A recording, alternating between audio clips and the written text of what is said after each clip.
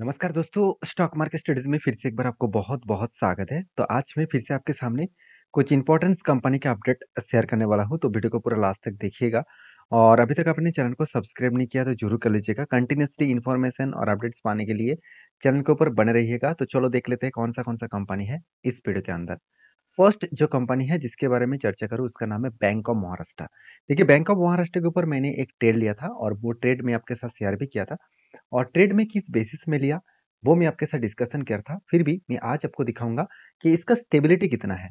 मतलब इस जो जो ट्रेड मैंने लिया हूँ उस ट्रेड के पीछे रीजन कौन सा था। देखिए ध्यान से देखिएगा, एक लंबा सा अगर जर्नी दिखा दूँ, एक लंबा सा जर्नी मतलब 2015 से लेकर 2023 तक एक लंबा सा क्या बना, एक कप बना। तो ये आज का कप नहीं है। 2015 से लेकर 2023 तक एक कप बना, उसके बाद एक क्या बना, उसके बाद कप के बाद एक हैंडल पैटर्न क्रिएट हुआ। फाइनली हैंडल पैटर्न क्रिएट होने के बाद यहाँ पे क्या हुआ, ब्रेकआउट। और ब्रेकआउट होने के बाद देखिए, ब्रेकआउट होने के बाद ऊपर भी गया था और यहाँ पे इस लेवल में जाने के बाद ही बिग क्रैश हो चुके थे। तो ऐसे क्यों हुआ? अगर ध्यान से देखेंगे, अगर प्रीवियस डेटा के बारे में बात करूँ तो देखिए प्रीवियस इस जगह पे कंपनी की एक स्ट्रांगली क्या था, एक रेजिस्टेंस था। और स्ट्रांगली रेजिस्टेंस कम सप्लाई जोन था क्योंकि इसी लेवल से ही एक बिग फॉल देखने को मिला। मतलब यहाँ पे स्ट्रांगली एक क्या था, एक रेजिस्टेंस देखने को मिला था। और इसी रेजिस्टेंस के कारण कंपनी के एक बड़ा फॉल देखने को मिले। और फॉल होने के बाद कंपनी धीरे धीरे करके आगे बढ़ रहे थे। और मेरे हिसाब से कंपनी के ऊपर एक कफ विथ हैंडल पैटर्न्स बना था और उसके बाद यहाँ पे ब्रेकआउट भी हुआ। और ब्रेकआउट होने के बाद कंपनी क्या किया, धीरे धीरे करके कंपनी अप टेन में जा रहा था। और अप टेन होने के बाद कंपनी इस जगह पे रिटेस्ट किया, उसके बाद नीचे भी आए, फिर से देखिए धीरे धीरे करके रिकवरी कर रहा है। क्योंकि देखिए ये कंपनी का नेचर होते हैं, जब किसी जगह पे कंपनी का रेजिस्टेंस मिलेगा उस जगह पे कंपनी रीबैक करेगा। देखिए फिर से एक हायर लेवल में एक रेजिस्टेंस है, वो रेजिस्टेंस कहाँ पे है, वो करीबन 84 रुपीज़ के आसपास है।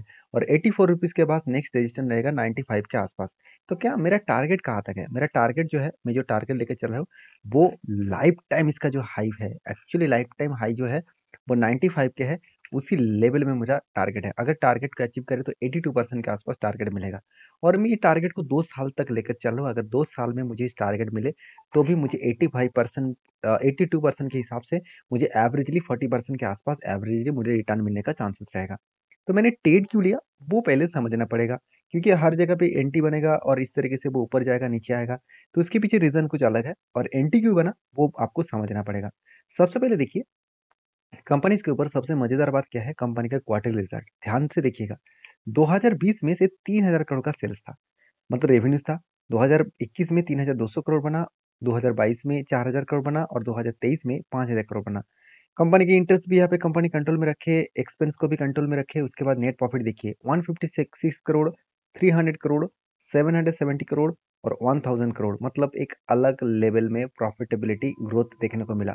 और सबसे मजेदार बात क्या है आप जानते हैं, जिस कारण के वजह से मैंने टेल लिया वो कारण प्रॉफिटेबिलिटी नहीं है।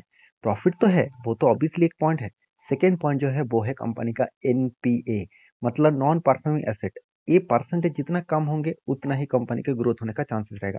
जैसे आप परसेंटेज देखेंगे तो 2.59% के आसपास पहले देखने को मिला था 2020 में। आज वही परसेंटेज सिर्फ 0.22% के आसपास है। मैं आपको हमेशा बोल के आया हूँ कि किसी भी कंपनी का अगर 6.56 के नीचे अगर किसी का एनपीओ देखने को मिलता है तो सोचना उस कंपनी अच्छा खासा काम कर रहा है। तो यही एक मेनली वजह है जिसके कारण मैंने इस कंपनी के ऊपर टेल लिया। बाकी देखेंगे तो एज ए इन्वेस्टर इस कंपनी के ऊपर कितना तगड़ा जो म्यूचुअल फंड देखिए एकदम ना के बराबर होल्डिंग था। आज म्यूचुअल फंड खुद ही 1%, 0.41% के आसपास होल्डिंग को कंटिन्यू कर रहा है। तो यहाँ पे एफ एस भी देखिए 1% के आसपास होल्डिंग कर रहा था, अभी 0.45% के आसपास होल्डिंग है। तो बाकी होल्डिंग इंस्टीट्यूशन के पास क्यों नहीं है, क्योंकि प्रोमोटर ने पूरा का पूरा माल 86% होल्डिंग को उठा के रखे हैं। जो सेबी के रूल्स के हिसाब से 75% के आसपास होल्डिंग होना चाहिए था, उसके एक्चुअली ऊपर नहीं होना चाहिए। तो कभी ना कभी वो माल तो बेचेंगे, क्योंकि सेबी के रूल्स के हिसाब से बेचना तो पड़ेगा। तो जब माल बेचेंगे तब इसका करेक्शन दिखेगा। तो अभी तो फिलहाल के लिए सिचुएशन ठीक ठाक है। बाकी मैं इस कंपनी के ऊपर बुलिश हूँ। आपके क्या ओपिनियन है जरूर कमेंट्स करना। और देखिए ये जो मैंने टेल लिया मेरे सारे पॉइंट ऑफ व्यू से मैं आपके साथ शेयर किया हूँ।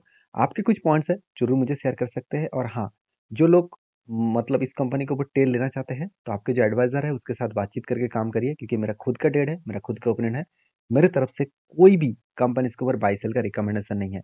तो नेक्स्ट जो कंपनी उसका नाम है बजाज फाइनेंस। देखिए फाइनली बजाज फाइनेंस के ऊपर देखिए बहुत दिनों से मैं इंतजार करने के बाद फिर से मुझे इंतज़ार करना पड़ेगा क्योंकि कंपनी के ऊपर एक shoulder cum head cum shoulder बना और उसके बाद ब्रेकआउट होने का कोशिश कर रहे थे मगर ब्रेकआउट हुआ नहीं। मैं एक बार आपको दिखाऊँगा, उससे पहले देखिए फिर से एक बार शोल्डर बनने का वो तैयारी कर रहे हैं। तो यहाँ पे जो ब्रेकआउट का जो सिचुएशन था, उस सिचुएशन के बारे में बात करूँ, देखिए ब्रेकआउट होता क्या है? देखिए एक रेंज है, इस रेंज के ऊपर अगर इस रेंज के ऊपर कोई भी क्लोजिंग दे, इसको ब्रेकआउट कहा जाता है। और मुझे ट्रेड लेना है, इस क्लोजिंग के ऊपर एक ब्रेकआउट कंफर्मेशन चाहिए, मतलब इसके ऊपर कोई ग्रीन कैंडल क्लोजिंग होना चाहिए, तभी इसके ऊपर मैं एंट्री लेने वाला था। मगर उसके ऊपर क्लोजिंग नहीं हुआ, तो मुझे कंफर्मेशन नहीं मिला, तो इसलिए मैंने एंट्री नहीं लिया। और एंट्री ना लेने के बाद अगर एंट्री ले लेता तो एक बिग फॉल देखने को मिल जाते, तो इसलिए हमेशा जल्दबाजी मत करना चाहिए। हमेशा आपको रूल्स को फॉलो करके चलना चाहिए। अगर रूल्स को फॉलो करके चलेंगे तो ज़्यादा से ज़्यादातर आप सही दिशा में जाएँगे। कुछ 3-4 कंपनी के ऊपर आपको शायद लॉस हो सकता है, बाकी 10 से 20 कंपनीज़ के ऊपर आपको अच्छा खासा प्रॉफ़िट भी मिलेगा। क्योंकि आप मेरा पुराना सब्सक्राइबर है तो आपको पता है मैं जितने सारे ट्रेड में लिया हूँ और जहाँ-जहाँ पे मेरा ट्रेड है, जहाँ पे मेरा टारगेट बुक है, वो सब कुछ मैं आपके साथ शेयर करता रहता हूँ क्योंकि इसीलिए मैं शेयर करता हूँ क्योंकि आपको समझने में आसानी हो, आप सारी चीज़ों को समझिए, इम्प्लीमेंट करिए, उसके बाद काम करिए। क्योंकि देखिए काम करना है, तो आपको खुद के ऊपर रिसर्च करके करना पड़ेगा क्योंकि जो लोग सोच रहे हैं कि ब्लाइंडली किसी कंपनीज़ के ऊपर ट्रेड कर लूँगा और उसके ऊपर मैं बैठा रहूँगा, तो मुझे प्रॉफ़िट देंगे, ऐसे होगा नहीं। कुछ 1-2 कंपनी आपको शायद तुक्के से प्रॉफ़िट मिल जाए, बाकी कंपनीज़ आपको लॉसेस ही देने वाला है। तो बजाज फाइनेंस के ऊपर हमेशा आपको बुलिश फील्ड होना चाहिए क्योंकि इस कंपनी के ऊपर इंस्टीट्यूशन धमाका बाइंग करके रखेंगे। म्यूचुअल फंड ने 9.85 सॉरी म्यूचुअल फंड ने इस कंपनी के ऊपर 9.85% के आसपास होल्डिंग रखे हैं और एफएस ने इस कंपनी के ऊपर 17.5% के आसपास होल्डिंग रखे हैं। तो इसका मतलब क्या है? इसका मतलब है इंस्टीट्यूशन इस कंपनी के ऊपर कंटिन्यू करना चाहते हैं। और सबसे मजेदार बात क्या है जानते हैं? म्यूचुअल फंड जब भी इस कंपनी के ऊपर सेल कर रहे हैं, वो कुछ छोटे मोटे क्वांटिटी के साथ, और बाइंग जो कर रहे हैं वो हाई लेवल के बहुत ज्यादा क्वांटिटी के साथ बाई किया जा रहा है। तो एक बिग पॉजिटिव पॉइंट है इस कंपनी के ऊपर। तो मेरे हिसाब से इस कंपनी के ऊपर आपको फोकस होना चाहिए, इस कंपनी के ऊपर आपको स्टडी करके वॉच करना चाहिए। बाकी देखिए, इस कंपनी के ऊपर सबसे इम्पोर्टेंस पॉइंट कुछ है, जो पॉइंट्स मैं आपके साथ शेयर करूँगा, वो है बजाज फाइनेंस के जो मतलब बिज़नेस है, उस बिज़नेस के हिसाब से बात करूँ, जो इसका रेवेन्यूज़ आ रहे हैं, वो कहाँ से आ रहा है? ऑल ओवर इंडिया से। और इसका जो मेन बिज़नेस है, वो इंटरेस्ट इनकम से है। मतलब कंपनी एक फाइनेंस है, फाइनेंस कंपनी है और एक एनबीएफसी कंपनी है। तो एनबीएफसी कंपनी का सबसे मेजर जो इनकम है, वो है इंटरेस्ट इनकम। और बाकी कुछ फीस एंड कमीशंस होते हैं, बाकी कुछ अदर्स इनकम होते हैं। तो बेसिकली जो कंपनी का बिजनेस फाइनेंस है और उस कंपनी का इंटरेस्ट से ही इनकम हो रहा है, तो उस कंपनी के एक पॉजिटिविटी जरूर देखने को मिलता है। और बाकी बजाज फाइनेंस को के ऊपर बात करना मतलब नेगेटिविटी ढूंढना बहुत बड़ा एक चैलेंज होगा क्योंकि कंपनी के ऊपर हर टाइम एक ग्रोथेबल सिचुएशन देखने को मिलता है। 10,000 करोड़ से इस बार 14,000 करोड़ तक सेल्स को रेवेन्यू को जनरेट किया। एक्सपेंस को कंट्रोल करने के बाद नेट प्रॉफिट को मेंटेनेंस करने के बाद सॉरी कंपनी का एक्सपेंस और इंटरेस्ट को पेमेंट करने के बाद कंपनी का नेट प्रॉफिट आप देखेंगे तो 2,900 करोड़ से 3,600 करोड़ तक बना। और मजेदार बात क्या है, आप जानते हैं इस कंपनी हमेशा खुद के जो एनपी है उसको मेंटेन करता है। एनपीए कभी भी बढ़ना नहीं देते हैं, मतलब कभी भी बढ़ता हुआ देखने को नहीं मिलेगा। एक कंपनी के बिग पॉजिटिव पॉइंट है, इस पॉइंट्स को आपको जरूर स्टडी करके काम करना चाहिए, ऑब्जर्व भी करना चाहिए। बाकी आप देखेंगे तो बजाज फाइनेंस के ऊपर मैंने जो टेक्निकली चार्ट पर आपके साथ शेयर किया हो, वहाँ पे दो तरीके से सिनेरियो बनेगा। पहले देखिए, यहाँ पे एक स्ट्रांगली एक क्या बना, एक सपोर्ट बना, यहाँ पे सपोर्ट बना, बिग जंप हुआ। फिर से यहाँ पे सपोर्ट बनने के लिए आ रहा है, यहाँ से फिर से रिवर्सल होने का चांसेस रहेगा। इसका मतलब एक हायर पॉसिबिलिटी है इस लेवल से रीबैक करने का। मतलब यहाँ से रीबैक किया, फिर से नीचे आया, रिट्रेस किया, फिर से रीबैक करने का कोशिश करेंगे। तो मैं हमेशा इस तरीके से चीज़ों को फ़ॉलो अप करता हूँ। आप मेरे साथ जुड़े रहिए, सारी चीज़ों को आपको देखने को और सीखने को मिल जाएगा। तो नेक्स्ट जो कंपनी उसका नाम है एवेन्यू सुपरमार्ट, जिसके ऊपर सबसे पहले मैं चार्ट पैटर्न शेयर करूँगा क्योंकि एवेन्यू सुपरमार्ट के ऊपर बहुत दिनों से मैं इंतज़ार कर रहा हूँ।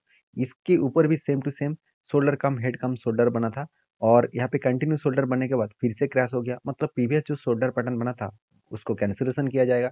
अगर यहाँ पे फिर भी एक पैटर्न क्रिएट करे, shoulder cum head cum shoulder बने, तो ही कुछ एंटी बन सकता है। तो अभी एक चीज़ को ध्यान देना, कंपनी जब-जब इस रेंज के आस-पास आ रहा है, तो वहाँ से कंपनी रीबैक कर रहा है। मतलब ये जो लेवल है, इस लेवल कंपनी के लिए एक स्ट्रांगली क्या है, एक रेजिस्टेंस है। और वही रेजिस्टेंस कंपनी के लिए अभी क्या बन चुके हैं, सपोर्ट। और मुझे नहीं लग रहा है कि वो सपोर्ट को ब्रेक नहीं कर पाएँगे।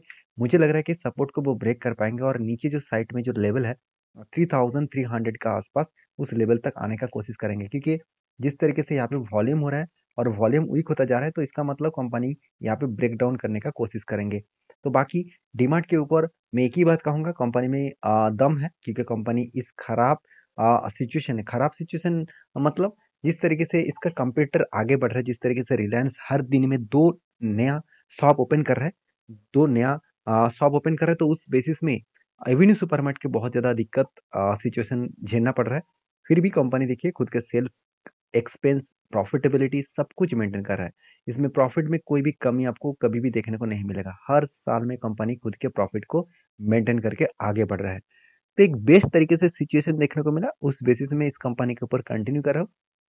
बाकी आपकी क्या ओपिनियन है इस कंपनी के ऊपर ज़रूर मुझे कमेंट्स करके बताना। नेक्स्ट जो कंपनी है उसका नाम है डालमिया भारत लिमिटेड। तो डालमिया भारत लिमिटेड के बारे में बात करूँ तो इस कंपनी के ऊपर अगर चार्ट पैटर्न देखेंगे तो बहुत ज़्यादा वोलेटिलिटी है।